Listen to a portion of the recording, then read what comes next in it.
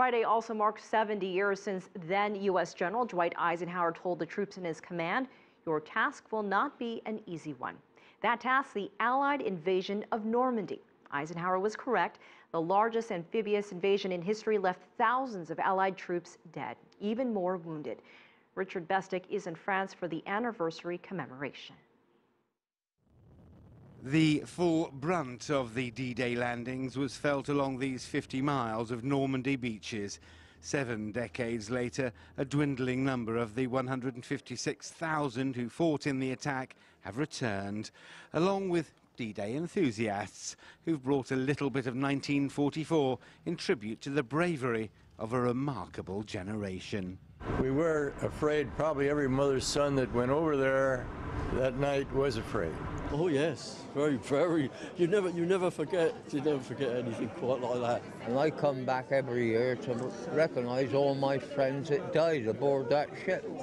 In the original plan, the invasion of these beaches was supposed to have happened on June the 5th. But thanks to the typically choppy waters of the English Channel, D-Day was delayed by 24 hours. However, once that mighty war machine was underway, it proved unstoppable. As well as 156,000 infantry, there were 18,000 paratroopers, 11,000 planes, an armada of 4,400 watercraft and 1,500 tanks.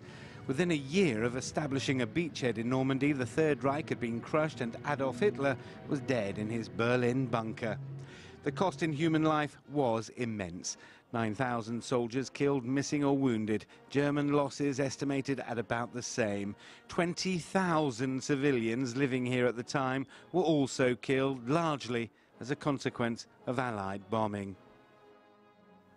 It is to remember that terrible sacrifice of soldiers and civilians that brings together 17 world leaders and survivors over there. Ironically, perhaps, at a time again of rising tensions in Europe.